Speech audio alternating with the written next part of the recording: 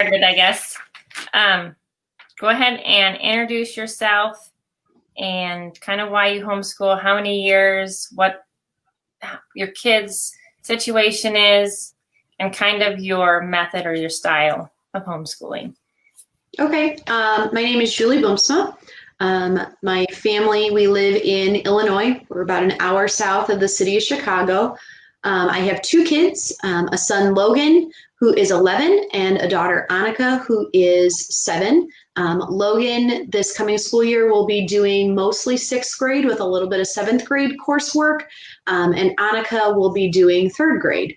I have been homeschooling pretty much from the beginning with both of my kids. Both of our kids did go to a preschool, and it was our son when he was in preschool. Long story short, he taught himself to read. I didn't think a whole lot of it, thought, oh, okay, great. He taught himself to read. And in the same week, his preschool teacher approached us and said, hey, not that I don't want him back, but I think he's going to be bored next year. Have you thought about homeschooling? And I was kind of like, no. And then a couple of days later, we went to the pediatrician and he was just reading some stuff on the wall, and the pediatrician stopped and pulled out a book and was like, hey, read this to me. And he read it to him. And he looked at me and he goes, have you thought about homeschooling? And I was like, this is the second time this week this has happened. And in the process, my husband and I were also reading a book called Family Driven Faith by Vodi Bakum. And in there, Vodi is a huge proponent for homeschooling. And so these 3 things kind of had come up. My husband was the first one to say, I think we should homeschool. And I said, absolutely not. We had a roaring fight over it. I'll never forget it. It was in our laundry room. And I said, absolutely not. And it took me a couple of weeks. And the more we processed it, the more we realized like maybe this was the path that God wanted for us. So we went to our first homeschool convention, kind of just went off of what somebody said, hey, this curriculum worked for us. Didn't look at a whole lot of other stuff because it just felt too overwhelming, and dove in. Since then, we have tried a lot of different things, and through the trial and error process, we have landed on Bob Jones distance learning. It has just been the best fit for our son. Our son has ADHD. He's also gifted, and he also has dysgraphia. So if you're unfamiliar with what dysgraphia is, it's where there's like a disconnect between the hand and the brain. He can't get his hand to form the words and write with the ease that a lot of us can. And so because of that, writing is very difficult. Even typing can be really difficult. And so his favorite thing to do is oral projects. Anytime he can do an oral report, he's a happy kid. And so that's where doing Bob Jones also comes in handy, because I can limit the amount of writing he has to do, but still dig a little bit deeper for him. So 7 years later, lots of trial and error. This is where we're at. Well, that's wonderful. And God is persistent when he wants something. Absolutely. And now you probably wouldn't change it for anything. You would never. Oh, no. When we were struggling to find the right curriculum, we always had are we doing the right thing? Should he be in school? Should we be putting them in school? Because it just always felt like we were grinding gears. And then this last year, when we fully switched for the most part to Bob Jones, the distance learning, it's the first year I didn't fight with him consistently. I didn't have to beg him to do his schoolwork. I never once questioned if we were doing the right thing. And it just felt like we hit our stride this last year. And that's 7 years in. Right. So. Right. Yeah. So I will be going into my 7th year, and we have seasons, like last year, we never seemed to get our group down, but I had a 2-year-old, and that switched something up. And then I had a child that kindergarten, granted, but I really sensed some dyslexia there. And so the curriculum that I use is a little rigorous, and it goes really fast in phonics.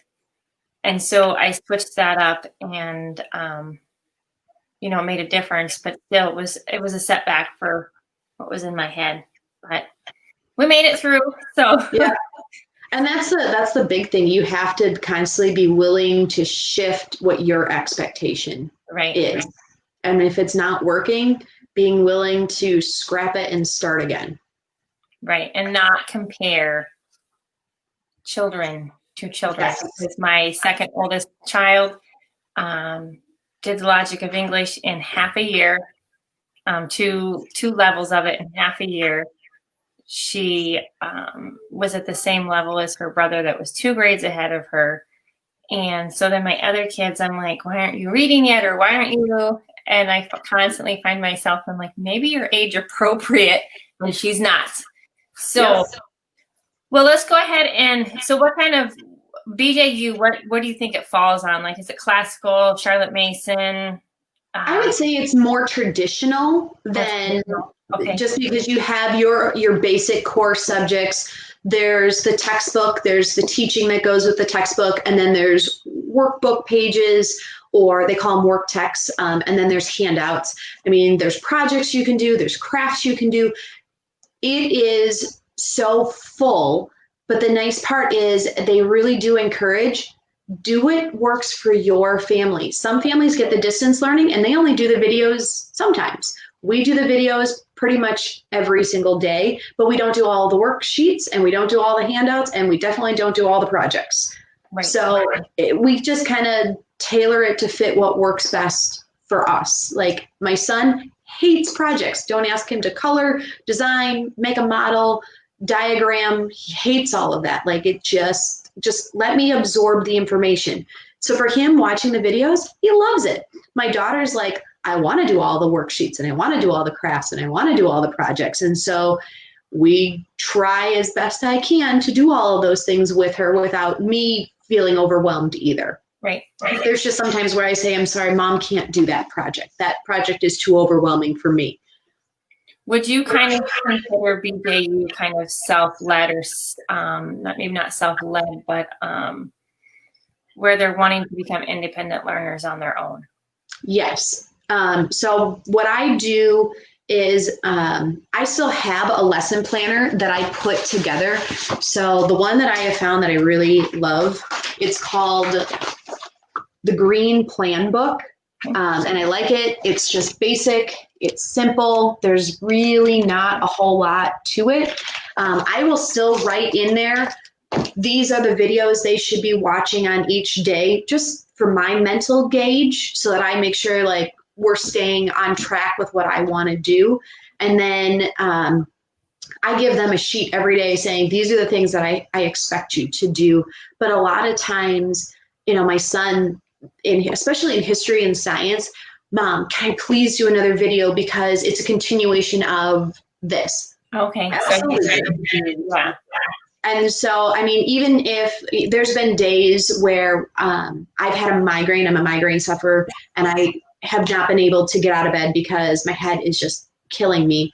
They have both been able to come down here, open up their computer, and just click on the next video and do the next video. And I just say, do whatever is next. And they can do that.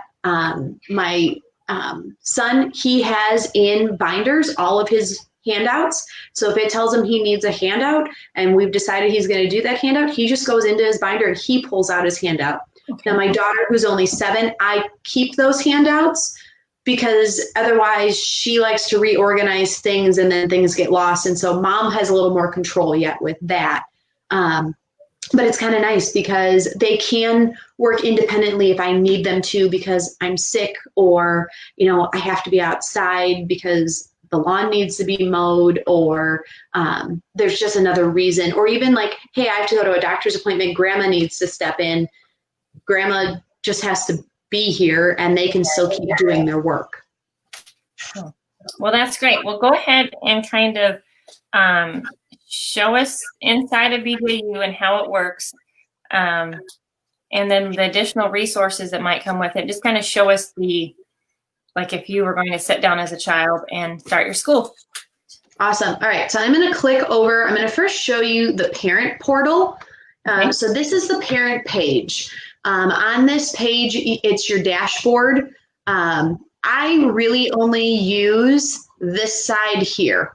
So I can. You want to share your screen first at the bottom? Wait, say that one more time. Oh, hold on. I need to share my screen. There we go. There we go. Okay. It hasn't come up yet, so. See if it'll let you. It says entire screen. There we go. Okay. Better? Yep, now I'm going to add it. Perfect. Okay, so now going back up, so this is your dashboard where you get to log in. There's lots of different things up here. Really, I only use this section over here on the right-hand side. So I can switch between my kids to see what their, oh, it's telling me to log back in.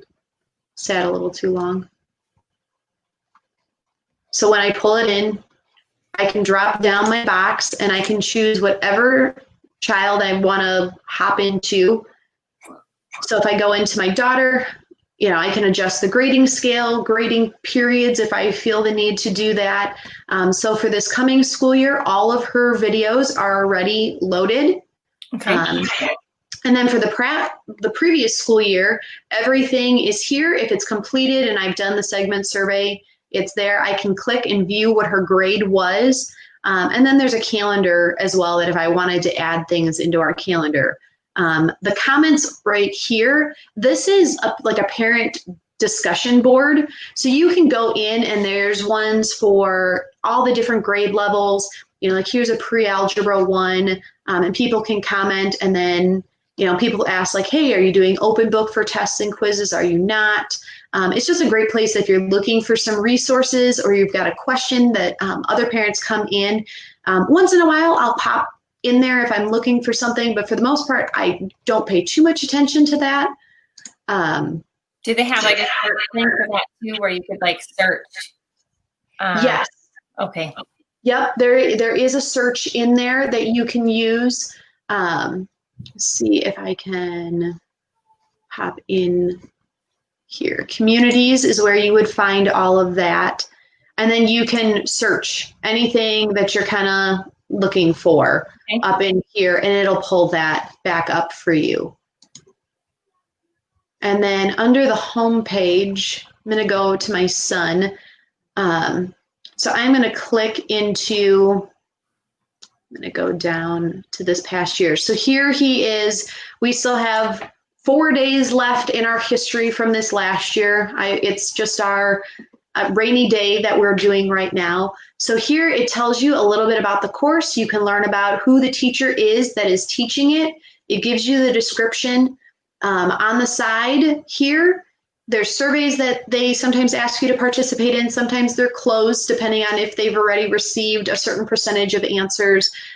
Here are the lessons. Okay. With the lessons, you can see course progress. It tells you how much is completed out of all the items. Don't be overwhelmed by that number.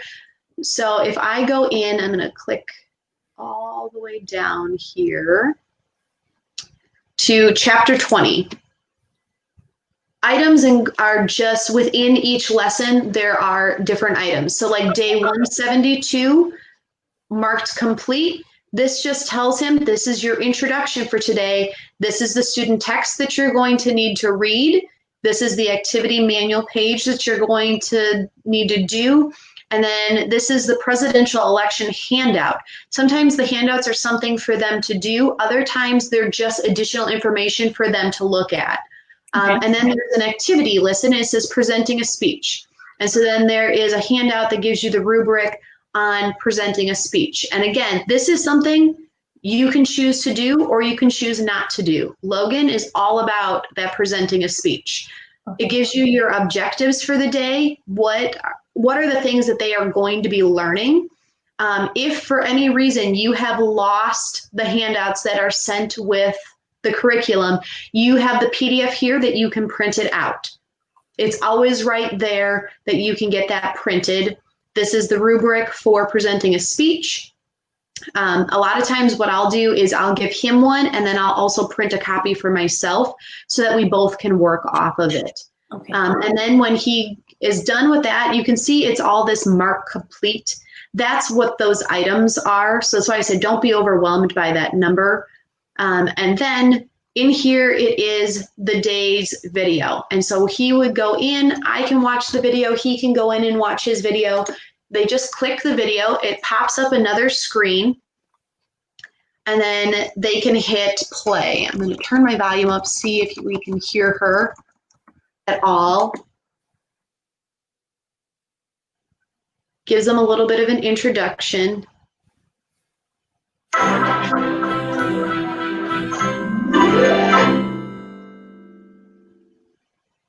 Well, hello and welcome back. And can you believe it? We are starting our last chapter today, chapter 20. I cannot believe this course has gone by so fast. We started all the way back with the first Americans and the Native American groups. We went to the first settlements, the Revolutionary War, to our first president. So that gives you just a little bit of an idea of what the video is. She's always introducing it, and it's like she's talking directly to your student. They're not sitting at the back of a classroom. They're not, watching the teacher teach somebody else. It's like she's one-on-one teaching them what they are learning. So that gives you an idea for the video. And then here for the lesson, this says, hey, begin your activity on the speech. If we choose not to do that, he just marks complete and he is done for the day. The fact that the work text is not here as an assignment, that tells me that they did that work text page that's listed up here, the activity manual page that's listed up here, they did that together. And a lot of times they'll do those worksheets together just to gather all that information. And this is the basic structure that every single course has. They're broken down into chapters, and then each day has different parts to it. And then we move on, like day 173. Now that's our next lesson. And once he's done with it, he marks it complete. And then I can go in and review everything. And once I've reviewed it, I can mark that item complete as well, saying, yep, I've seen that he's done it. I've looked at all the coursework for that, and that is truly complete. And then that will show up, and that'll show towards the percentage completed as well. Does it take a lot of time to go through that? No. Okay. No. There's times where if, say I've had to walk away because I'm taking care of something else, or a lot of times in the spring, we live on 5.5 acres. It takes 3.5 hours of mowing, and in the spring and in the fall, sometimes that is 2 or 3 days of mowing because the lawn grows so quickly. So sometimes I might sneak out there in the morning, depending on the weather. Then it'll take me a half hour to kind of go back through all the workbook pages. But for the most part, it's really quite simple. I can pop up the answer key. I can look everything over. And then once I see that it's correct, I can either add in a grade, which I'm going to see if I can find one that needs a grade, where you enter that in. So here, if I need to grade the assignment, I can pop up the answer key. It pops up as a PDF. I can open that up. I just check that against what the worksheet is. Once I see that it's correct, I go ahead and I can enter in whatever his grade is, and then I just hit submit. Okay. And then it automatically adds it to the grade book. Not every day gets a grade. And there's times where if I said, you know what, he didn't need to do this page, that'll just sit empty. It doesn't go against his grade at all. It just isn't counted. All right. Which is really nice. And we don't worry a whole lot about grades over here. We focus a little more on effort. But I know for some people, they have to turn in their grades. In Illinois, we don't. So that's a nice feature for them. Now, if he takes, once they hit 5th grade in Bob Jones Distance Learning, their quizzes and their tests are all online. Before that, they get paper tests and quizzes, which I will show you with my daughter. But so like here he has a quiz. I can go in and review his quiz. I can see what he got correct with the green check mark. And then this red one, I can see, oh, this is what he answered, but this is what the correct answer was. Sometimes if it's a fill in the blank and the spelling is wrong, it'll count it incorrect. And then I can go in and I can fix it and say, no, he did get the answer correct, even though he spelt it incorrectly. So you can adjust those grades as well. So if I wanted to go in and adjust this grade, I can go in and do that. And now it's saved that grade. Okay. So it's nice because I still have some control over it. It's not set and cut and dry with that. And then the same thing with their test. This is a science test. You can go in, you can see all of the answers, what the choices were. You can see all the different information. And again, this one he got wrong. I can see what the answer was, and then we can go back and review that to make sure he understands why that was the incorrect answer. All right. So that, I mean, that's from the parent side of it. The kids side, I'm clicking over here. This is his login.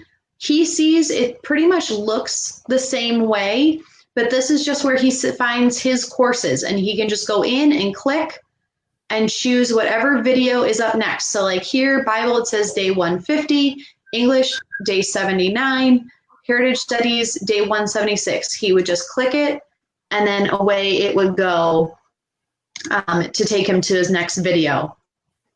And he can go and do whatever he needs to do. Okay. It looks just like the parent side without some of the controls that I have on the parent side for correcting and viewing things. All right. So I will remove that, I think, now. There. So hopefully that gave a little bit of an idea of what it looks like. So some of the curriculum, first I'm going to kind of step back. You can see we've got the 2 laptops set up. This is how we've done it for our kids. They each have their own workstation with their own laptop. I know a lot of families, sometimes the kids share. There's a DVD option as well, where you can get the exact same videos and DVDs, and you can put them on your TV. Some people do it on a tablet. We've just found having the laptops was easier for our kids. They each have their own set of headphones, and they each have their own keyboard as well. There's not a whole lot of typing, especially in the younger grades. Now, as Logan has gotten older, there are some fill in the blank answers, so he has needed some of those typing skills. Book-wise, I keep all of the teacher's stuff that I need to in just this one binder. And really the only thing I keep is a hard copy of the video lesson guide. So in here, it just lists what each lesson is, and then it shows like what is needed, and it's just a hard copy of what you would find online. Okay. So if you like having a hard copy to look at and not having to look online, or you like everything kind of in one place and not having to scroll through, this is a really nice option. It comes with 2, one that you can give your student and one that you can have yourself. Logan doesn't ever look at his, so I just keep a copy of it. And then for my own records, I just write down the day that we did each video, just so I know what we accomplished when. And you get one of those for every single online course that you do. I just keep it organized by tab in a binder. And then for my daughter, who's younger, I have a bigger binder for her stuff. And then in here, I have like her English subject. She still gets paper tests because she's younger. So they come really easily. This is her tests, and they are just tear outs that she can tear, that I tear out and that I give to her. They're usually 2-sided depending on your grade level. And then there is a test guide, the test answers that come as well. They're 3-hole punch, so I just keep them in a binder, and it has all of the answers there for me as well. And then just like the BJU, the curriculum that you buy, like if you were not learning. Yeah. Yep. If you are not using the distance learning, the tests and everything, it's exactly the same. Okay. And we've done some of the subjects without the videos. It is possible. I've just found my kids really love the videos. They learn more with the videos than they do from me. I'm not a teacher by trade. I think they are more animated people. Like watching some of the BJU videos, they're a lot more animated. They're a lot more excited about what they're teaching. It seems like I have to remember myself, like, okay, let's not be the clear eyes guy. And the guy that did the clear eyes video. they aren't hearing the same voice all day long. Right. Each subject typically has a different teacher. They might get the same teacher for 2 subjects, but not very often. But they like having different teachers. And, my kids have had the same teacher, who's taught different subjects, and they, well, I really like Mrs. Walker, and, Mrs. Walker is by far their absolute favorite. She is phenomenal. She still teaches for BJU, and you can write to her and she will actually write your kids back. Like she knows them and has known them her whole life. And so that's one of the things I like, as well as it's very personable.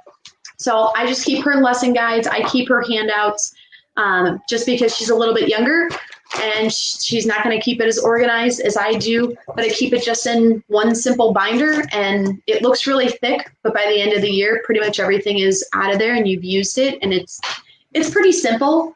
This year, it's spread itself to 2 binders, but that's just because we're doing all of the courses online this year versus just a couple of them. Just to show a little bit of what the school books look like. So this is 6th grade science. With the videos, this is the work text. And inside of it, this is kind of what it looks like a little bit. Definitely as they get older, there's more reading, a few less pictures, but just as much explanation for everything. And then the work text pages, they can go in a binder if you would want for them. We've not found that to be helpful. But the activity manual, these are some of the different pages that they can do. And we just tear out the pages as we use them.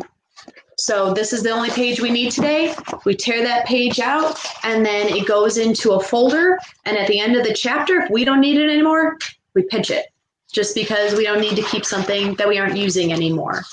For science experiments, this is kind of what that's all in there. Does it tell you the Yep, it'll tell you at the beginning of your lesson, your online lesson, everything that you need. And then every single video, they do the experiment to show them, because there's just sometimes where I'm like, I'm not going out and buying all of those things to use it once. Does BJU have the option where you can buy the experiment kits, like with everything in it? I know like Apologia does, and some other ones where you can actually go and, I mean, they might be sending you toilet paper rolls and paper plates, but everything is there that you need to do the experiment, and it's... I don't know if Bob Jones does, but I know that through Rainbow Resources, you can get the kit. Okay. And you can choose a basic kit, or you can choose it has everything kit. So like the basic kit has more of the unique stuff that maybe you're not going to want to go out and get, whereas the other kit has everything and you don't have to worry about anything. So that I've looked into that. I think this year we may do that at least for Logan, just getting into some of the higher level stuff. I don't know if we'll do it for my 3rd grader or not. It just saves a lot of looking for things, or like, oh, that looks like a really fun science experiment, but I don't have XYZ. I'll get it tomorrow when I go to the store, and then it gets completely forget about. And then my kids are like, we never did that one science experiment. And I'm like, yep. Yeah. Or it's, hey, it's January and they want me to go dig up some dirt. Right. That's not going to happen because it's frozen right now. Right. So to show you the difference between like 5th grade and 3rd grade even, so this is 3rd grade science. You can see there's less words, there's more pictures. It's just a little less information, but it still goes incredibly deep, which is, watch and see the kids kind of taking on some of these bigger level topics, higher thinking, deeper stuff, but it's always done in such an age appropriate way, which is what I've enjoyed about, Bob Jones and their distance learning as well. So like this is, the introductory page for a chapter for 3rd grade. So again, it's just a little bit of a word web, nothing overly wild and crazy, but just enough to kind of get them thinking about what it is they're going to be talking about. And that's, the difference between, like I said, 3rd and 6th. You can see how it progressively gets a little bit more. So yeah, for the most part, everything is kind of that same style. Reading in 1st grade, I think they have 6 different readers. 2nd grade, I think they had 4. In 3rd grade, they have 2 reading books. And they get a little bit thicker. The stories get a little bit more. But my kids love these stories. They're fun. They're engaging. They're usually historical in some way or bring something in for history that teach them in some other way as well. And then they have the workbook pages that go with them as well. Now, MJU, the curriculum incorporates a lot of God's word or a lot of the Christian values throughout all their curriculums. I mean, throughout all the subjects, right? Yes. Oh, yes. Yeah. A lot of times, they'll relate it back to God's word, or how would God, how are we supposed to live this out through God's word? Or, hey, this is, some of the other beliefs that are out there, but this is why we believe this, because this is how we feel it falls within God's word. Yeah, my kids have learned a ton. My son was wrestling, once upon a time with the idea of creation versus just, evolution, and how could God have created all these things? And slowly through science and the way they explain it, and they help them understand it from the perspective of, Christianity and God, he's really come to say, like, wow, no, this really does make sense. And it really is possible to see the creator in all of this. So I really appreciated that, because it wasn't mom and dad telling him these things. Right. He was getting it from outside sources and giving him useful information that was factual. Yes, and I think and taking that biblically and seeing how, like, even how the earth is billions of years old because of the way the sun is and the solar system, and to put that, it's like a black and white. There's no gray area. It seems like that I've found, and what my kids have found, there is no gray area. It's black or white.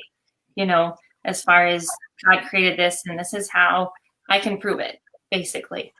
And my kid is a really big one on. My oldest one is like, if we go to visit a cave and they say it took billions of years to form the cave, it eats at him. He's like, no, actually. And so I like that he's been able to learn, like, how he can actually respectfully argue that. And, and kind of open the eyes to other people. I mean, that's what I want my kids. I want my kids to be disciples. And so I like that with what we've used, that is what it's been teaching them. Not that I've been wanting, been pushing that, but it's just what's came out of it. Yeah. And I think that's one of the things that Bob Jones is really known for, is critical thinking.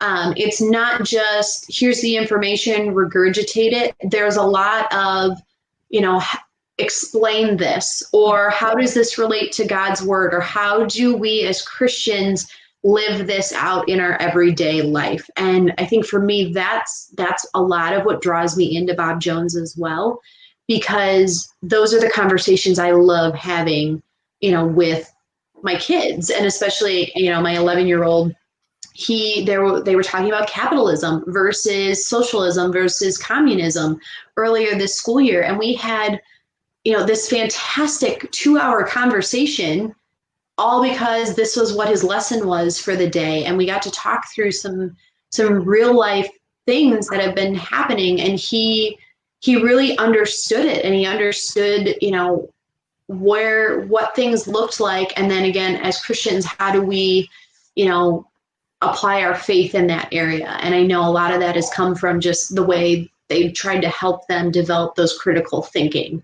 skills. Right. Well, what would you think would be a con about this curriculum? Like, if you had one negative thing to say, what would it be? I would say cost. Bob Jones is not cheap by any stretch of the imagination compared to a lot of other curriculums out there. They do have sales, and they have lots of fantastic consultants that are willing to work with you and work the numbers and see how they can get everything for you as inexpensively as possible. I know they offer military discounts. I believe their military discount is either 20 or 25%. I'm not 100% on that. So that would probably be my biggest con, is that it's not cost effective for every homeschooling family, especially if you have a lot of kids. We only have 2, and so it's something that our budget could afford, and we budget for it every month, knowing that that's what we're going to be using. But yeah, the first time that we thought about doing it, we backed away the first year because of the cost, because it felt like a huge chunk to swallow. Yes, and I've looked at it, even I have 5 kids, but 4 that are school age, that becomes, and I know they offer a discount, I think, for a certain, if you get like more kids or something, you get like a family discount type thing, but it still is just kind of out there, be something I have to do every year, where what I use now, I can recycle for the next kid. Except and there's not, especially in the online, there's not a lot of recycling that you can do, just because it's always more cost effective to just buy the whole grade level or do the 6 videos, because once you do 6 or more videos, they go to 50% off. So it's like buy one, get one, or purchase one, get one. So that would probably be my biggest con, is just the cost. I've seen lots of pros. So now I just kind of have, with everybody that I've been interviewing, just some tips for people that are navigating through this, or are going to start, or have been doing this for a long time. What would you say your best homeschool tip is? So I thought about this one last night, and it was something that a friend shared with me, and I was probably 2-3 years into the process. And she looked at me and she said, if it makes you cry, don't do it. If the curriculum you're doing is making one or both of you cry, and it is causing anxiety or panic or just frustration constantly, don't do it. Try something different. Our very first curriculum that we did was sunlight. I know people who love sunlight, rave about sunlight. We got 20-ish weeks into sunlight and we gave up, because it made me cry every day. It made my son cry every day, and I just couldn't do it. And so that's probably my best tip, is it's okay. You have not failed if a curriculum didn't work for you. You've just explored. Right. That's a good one. What is your best tip for keeping it fun? Because sometimes we can get in this drag of, monotonous type life of homeschooling. And so what do you do to keep it fun and exciting for your kids, and even for yourself? We, pre-COVID and all that, we always tried to go somewhere every week. Thursdays were typically our hey, let's go do something fun day. And we would go to visit my husband's grandma, and the kids loved playing games with her and going to the nursing home. That's one of their favorite things to do. For a while, we were volunteering at our local veterans home, And we would sometimes go to the local jump park, or we would go, just to a park in general, or do something that was outside of just our normal activity. Like, hey, they knew on Thursdays, the sooner you get it done, the sooner we get to go and go do something fun. That's a good tip. What about your best organization tip for your school? If you aren't using it, get rid of it. Don't keep shelves full of, well, I might use this, maybe I could use this. It's great. Stock up on maybe the basics of school supplies. Like, we just went out and bought 20 more notebooks because notebooks seem to run away on us. And pencils. We buy a ton of pencils because, again, pencils seem to disappear like socks do in the laundry. But other than that, I don't stock up on school supplies. If we need it, I'll go and buy it at some point during the school year, but we try not to have things we're not going to use. Okay. What do you do for yourself as your, just even as moms, or, especially when you're the teacher and the mom and the caretaker of the home, what do you do to go fill your cup so that you can keep pouring into your husband, into your kids? What special thing do you do? For me, I have found my morning devotions are probably the biggest thing. The morning that I say, oh, I just need to sleep instead, and I don't get that quiet time to start before my kids get up and kind of have that hour, maybe hour and a half to myself before they are up and bouncing around, I'm not a good mom. I tend to be a little more crabby. I didn't get that time to myself. I didn't get that time just alone. And so for me, I like to get up during the school year, especially, and at least an hour before I know my kids will be up so that I can have a little bit of alone time. But I also try at least every other week to go out with a friend without kids, just one-on-one for a cup of coffee or something, to just kind of do something that's not mom, wife, household related. Yes, and that's very similar to this, but I get into a habit of where I quit doing it. And I wonder why my house is chaotic and falling apart. And I know the reason why, but then I just can't get back into the habit of getting up and being in God's word and just sitting at at Jesus' feet. And I do it all the time, where I get out of the habit of getting up and doing it. And I know my answer. So I just have to get the hang of it. I just walked through a period. Our dog just passed away, and him and I would do devotions every morning. He'd sit on my lap in the chair and we'd do devotions. And for about 4 weeks, I couldn't do devotions because it was that reminder that he was gone. And so I've just gotten myself now in the habit of, I'm sitting somewhere different and I'm back into doing that. And I would say I've definitely seen my mood change, my attitude change. And it's helped a lot, even in the summertime where we're not doing school. We're just kind of living life. Right. So take that time in the morning. It's well worth it. Right. Yes, I completely agree. And just to take, even if it's a half hour or whatever, just take that time. And I'm a night person. And since being a mom, if I even go to relax, I'm out. So that doesn't work for me. So I do try to do the mornings and just spend that time. And it helps you be able to relate to your kids more, give your kids more grace throughout the day, and just kind of look at things through a different light. We always say, put your Jesus glasses on, that's kind of our term around here, is put your Jesus glasses on. So,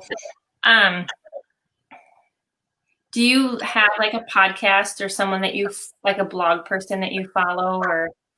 Not really. I tend to be a little more like, keep it close. I tend to go to my tribe, my group of friends who are their homeschooling moms or even not homeschooling moms. just to kind of bounce ideas off of, or man, I'm really having this frustrated moment, talk me off the ledge sort of a moment. Like a couple of them, their kids are almost either out of high school or are in high school. And there's been times where I'll just go and say, like, how did you survive these years? And they just kind of go back and say, well, why do you want to do this? What is your reason you started doing this? And they kind of can bring me back. And I appreciate having that group of friends around me that can come and say, yeah, this is hard, but we've got you. Awesome. That's great. Any advice for parents starting this journey? Because you were a parent that was resistant on starting this journey. And I'm thinking with what's going on right now with our public school systems, I think there's a lot of people that are wanting to just because of what the schools are going to look like, but not maybe really at a heart level wanting to.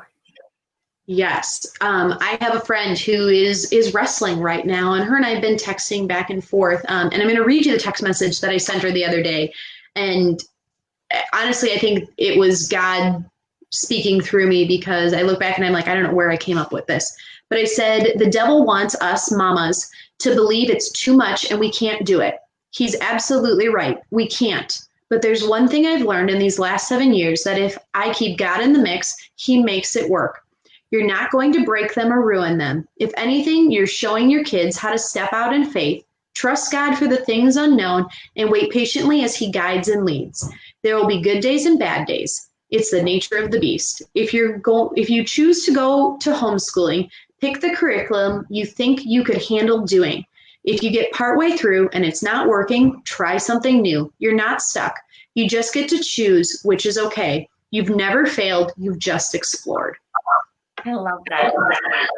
That's great. Even for moms that have been doing this for a while, that would be a great message. I think it's very important to create your why. Mm-hmm. Why are you going to homeschool? And don't make it a negative. My first video I said that I did on thinking about starting homeschooling, don't make your why because my kid has to wear a mask. Don't make that your why, because that's going to set you up for failure. You can make it something that goes along with that, like, because I want to teach my kids to be free thinkers, logical thinkers. I want to teach them about the constitutional rights of the United States or whatever, and kind of well round that and make that what you want to teach them, Then you go to teach them the Constitution and what it says, and you would go to teach them about the early people that, what the founding fathers did for this country. And so I always think that, your why is really important, and to even write it somewhere that you can visit it often, to go back and say, okay, because there are some days that you're just like, what have I got myself into? Yeah, I have a note that's here on my desk that says, no yelling, stay calm, focus on the issue, and remember why. That's awesome. Because otherwise, those moments and those frustrations arise, you can lose it over something where you're like, but this doesn't matter in 20 minutes. Right. And so it's taking yourself back to, why am I doing this? What is my heart for my kids in this? Right. So, I mean, just like what I said, the advice for parents that are not new to this journey, that text right there that you sent to your friend was absolutely, I would say, kind of the same thing. That, I mean, if what you're using is not working, then find something that will work. Mm-hmm. It's not that you failed. It's just that wasn't a good fit for your family, and that's okay. Yeah. I've been there. I've done that. I mean, the list of curriculums that we have tried is pretty long, but I'm okay with that. I wasn't at first. I felt like I had failed or I wasn't doing something right. But then I realized that was okay because we had to explore to find what was right for our family. And what's right for my family isn't going to be right for other people's family. And I think that's one of the beautiful things about what you're doing is you're saying, here are all kinds of options. Right. Find what works for your family. Yep. And it's always hard because you want to actually, you really don't know until you tried it or you've known someone that's maybe been in that and you can maybe relate to them and say, you know, their family is a lot like my family, and that absolutely didn't work for them. So I don't want to, you know, sometimes you have to put money out front, and a lot of homeschool curriculums will let you have like a 60-day money back guarantee type thing. I don't know about all of them, but like I know that when we did, because I had just had a new baby, and we did so we decided to do an online one, and it was a nightmare for us. I mean, and it was a new program. Granted, we had just come up with a program, so there was a lot of flaws in the program yet. But it seemed like we would be going till 5:30 at night. Kids were upset. I was upset. I want the science to stay strictly into the creation side of it. You know, it was astronomy is what they were learning, and I want it to stay strictly into that, the creation side of it, until they are grounded in that, and then they can learn the other ideas. But so everything they read was based on a Christian perspective or on the Christian science of it. But then the videos they sent them to on YouTube was completely secular. Yeah. Or I think more from the little kid's mind, or, you know, they're going to remember the video more than they're going to remember the black and white writing. Yep. So that was kind of why we stepped away from that. And it was just, I've been using My Father's World for so long that where I can include all my kids in the science, in the history, in the Bible, you know, that I only have to teach one of those. That has helped with, you know, having more than a couple kids. You know, where I have 5 kids. That doesn't spread my time over 5 different history subjects or 4 different history subjects. So that's what I liked about that. And I talked to the lady quite a bit back and forth on it. And I said it would be nice to be able to choose those options as far as larger families, that they could all do the same science. Mm-hmm. And just have different levels of worksheets or, you know, different things that they could do. Yeah. It also opens discussion within the family too. Because if we're all discussing something about a president, because that's what we did last year, then they can be like, oh, well, I like this president because da da da da da, or oh yeah, he was the guy that did this.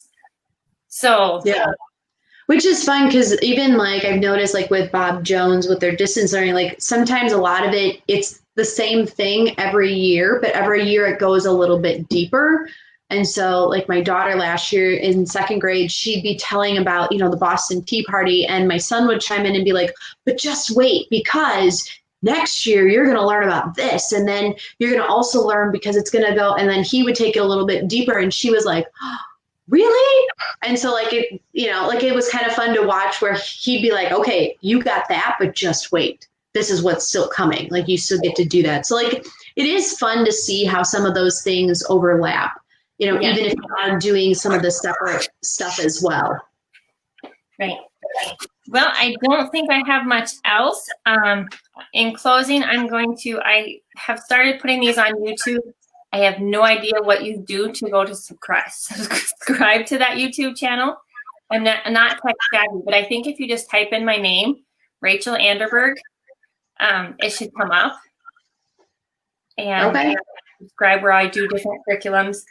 And I think I'll do later on, we'll see how this is going to, right now I think I have 20 some videos I'm supposed to be doing. So, you know, different things that deal with homeschooling and just different issues or life issues. But so if you guys want to, you can subscribe to that. And I think if you just type Rachel Anderberg, it'll show my videos. I'm not 100% sure. And I also highly recommend people to become members of the Homeschool Defense Legal Act. It's $12 a month, and I think you can pay for it for a year for like $130 or something. I think at the time that we're in right now, we ought to really be just a lawyer in your back, basically. I think that we are going to see, as the numbers rise in homeschooling, we are going to see the state levels or even the federal levels try to come in to, to the homeschooling doors. My state is very, very homeschool friendly. We turn in a sheet at the beginning of the year, and that's it that we have to do. We don't have any other laws on homeschooling. Some states are a lot stricter, but I just don't want to see this opportunity that we have to be jeopardized, basically. Absolutely. Absolutely.